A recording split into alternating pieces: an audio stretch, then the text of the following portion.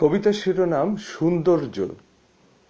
সৌন্দর্যকে ফুটিয়ে তুলতে হয়, তাকে টেনে হেঁচড়ে কোথাও স্থাপিত করা যায় না।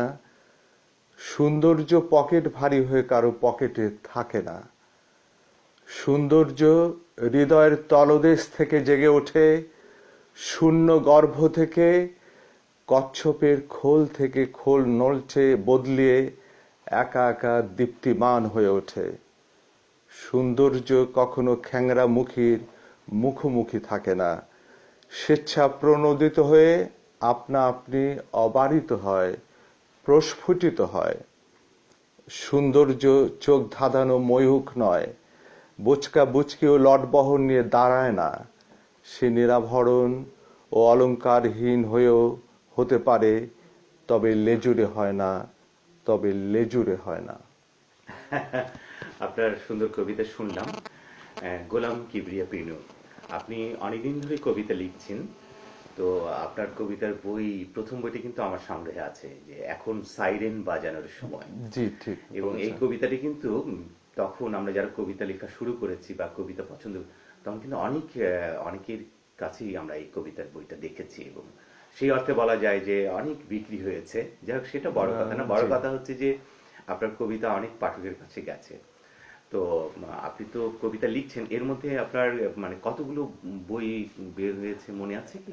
হ্যাঁ, আমার কবিতা বই বের হয়েছে 15টি এবং অন্যান্য বই নিয়ে সর্বমোট প্রায় 27টি বই, এবং এর মধ্যে রয়েছে ছড়ার, গবেষণামূলক, প্রবন্ধ ইত্যাদি।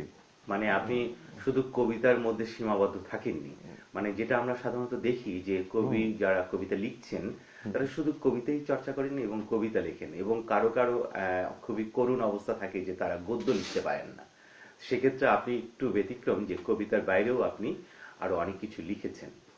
তো আমরা একটু সংক্ষেপেই কথা বলবো, আপনার সময় বেশি নেব না। সেটা হচ্ছে যে এখন আমরা দেখছি যে তরুণরা কবিতা লিখছেন, নানা রকম মিডিয়া সেগুলো প্রকাশ হচ্ছে। তো আমরা শুনতে পাই যে কবিতাগুলো ভালো হচ্ছে না, এরকম। তো আপনি কি মানে নবীনদের জন্য কোনো পরামর্শ দেবেন কিনা, যে কবিতাকে কবিতা হয়ে ওঠার একটা ব্যাপার আছে, কবিতা মানুষের হৃদয়কে যেন টাচ করে, ছুঁয়ে যায়, তা না হলে তো শিল্প হবে না। তো এই ব্যাপারে আপনি? না, এটা আপনি ঠিকই বলেছেন যে কবিতা এখন অনেকে লিখছেন।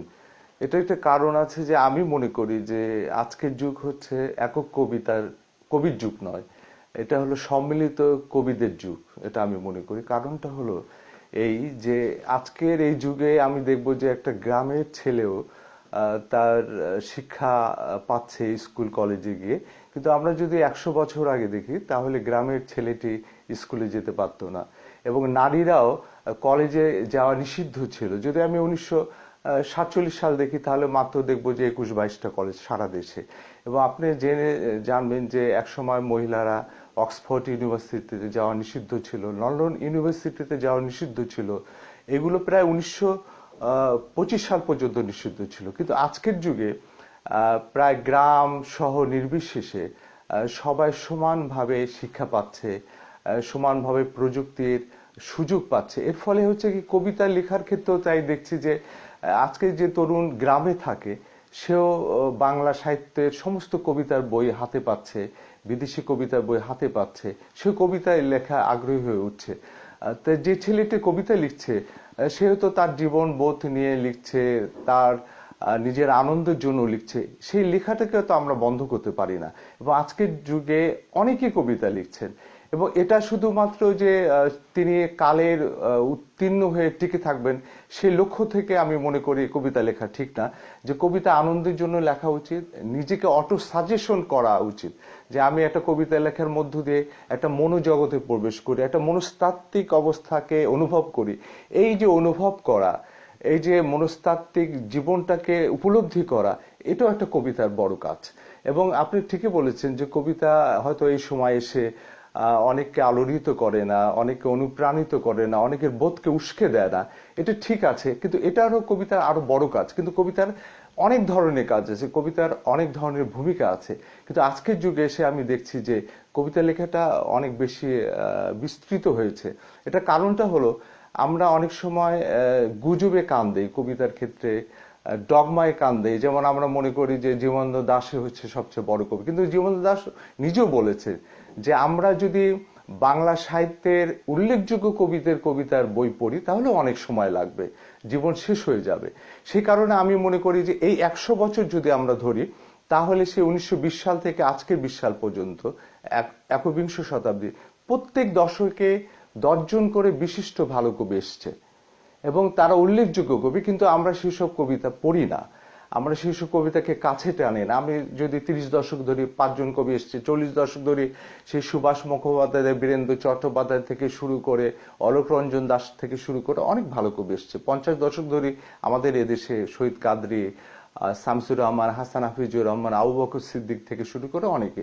এরপরে যে দশকগুলো এসছে সেখানে প্রত্যেকে দেখা যাবে 5 থেকে 10 জন ভালো কবি এসছে এবং তাদের কবিতা অলংকারের দিক থেকে, নির্মাণ শৈলীর দিক থেকে, বোধের দিক থেকে, তাদের ভূগোলের দিক থেকে বৈশিষ্ট্যপূর্ণ, কিন্তু এগুলো কবিতা আমরা পড়ি না। কিন্তু আমাদের কবিতা নির্বাচনের ক্ষেত্রে দেখা যায় যে আমরা বন্ধু বান্ধবে গল্প করি যে ওর কবিতাটা ভালো, সেটাই বাস্তবে আমরা প্রভাবমান রাখি। আমরা অনেক সময় গুজব ছড়িয়ে দিই যে এই লেখক 80 দশকে বড় কবি, সেটাই আমরা মেনে নিই। কিন্তু আমরা যদি সচেতনভাবে আমরা সকল কবির কবিতাকে কাছে টানি তাহলে দেখব যে অনেক উল্লেখযোগ্য কবি এই 100 বছরে লেখা হয়েছে। এবং আমাদের এখানে সবচেয়ে দুঃখজনক যে আমাদের সমালোচনার ক্ষেত্রটা খুবই সংকুচিত। আমরা সমালোচনাটা স্থির করি বন্ধু বান্ধবদের সম্পর্কের ভিত্তিতে, অনেক সংকীর্ণ উদ্দেশ্যের ভিত্তিতে, কিন্তু আমি মনে করি যে 100 বছরে যে কবিতা লেখা হয়েছে, আমরা যদি তরুণ কবিরা, আমরাও যারা কবি আছে তারা যদি পড়ি তাহলে দেখব যে আমাদের এই বাংলা কবিতার যে মূলধারা, এর ভূগোলটা খুবই বিস্তৃত, খুবই গভীর, খুবই সমৃদ্ধশালী। এই কবিতাও পড়তে আমাদের সারা জীবন শেষ হয়ে যাবে।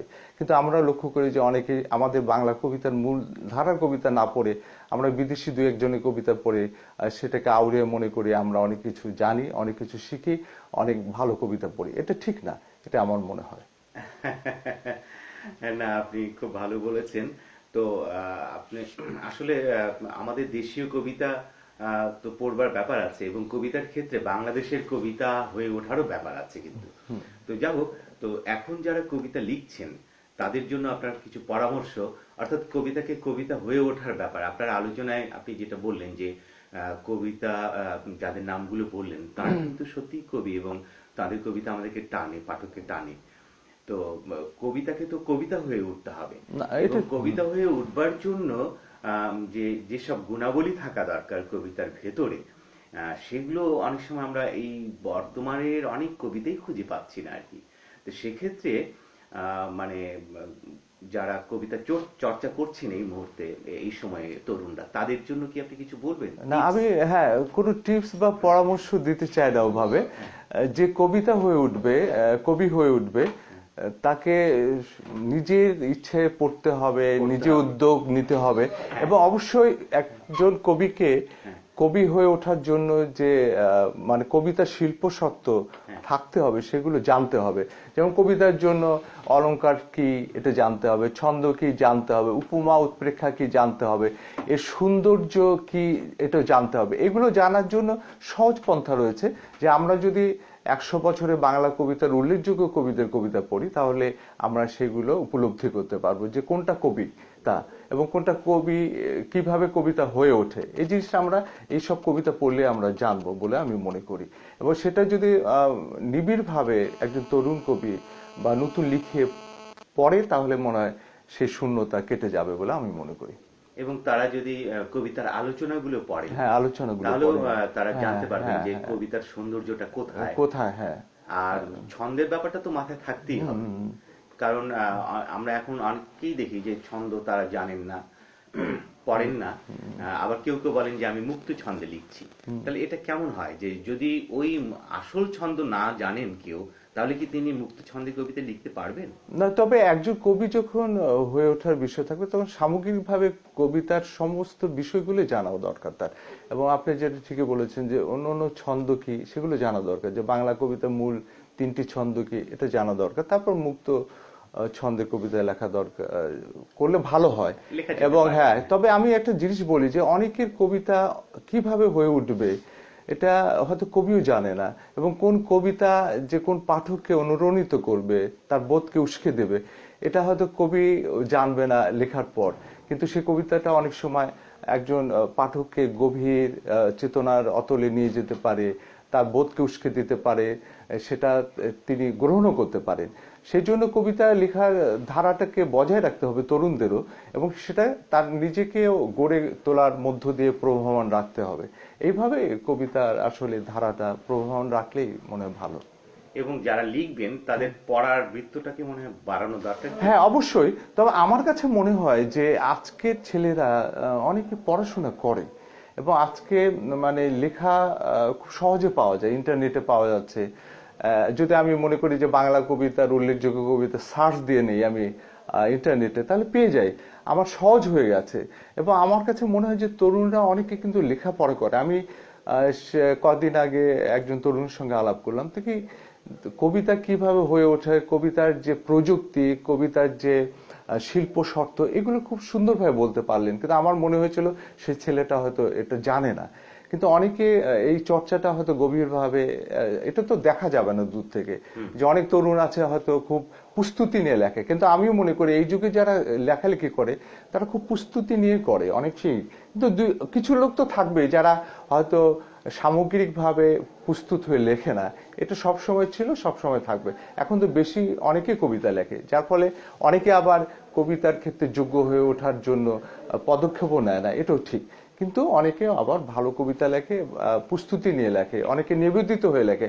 আমরা দেখছি অনেক তরুণ কবিতা লেখার জন্য জীবন বাজি রাখছে, অনেক সিঁড়িতে পা না রেখেও শুধু কবিতার সিঁড়িতে পা রাখার জন্য সচেতন থাকছে, একনিষ্ঠ থাকছে, ধারাবাহিক ভাবে কবিতাও লিখে যাচ্ছে। এটা আমার কাছে মনে হয়। না, সেটাই, কবিতা তো হচ্ছে একটা সাধনার ব্যাপার। হ্যাঁ, মানে সাধনা শিল্প তো ভাষা। সাধনারই হ্যাঁ, ব্যাপার আসলে। অবশ্যই। হ্যাঁ, হ্যাঁ, তো সেই সাধনাটা কিন্তু মানে চলছে বাংলাদেশে, কিন্তু এর ভিড়ে এত যে আগাছা জন্মেছে, সেই আগাছাগুলো আমাদের চোখে পড়ে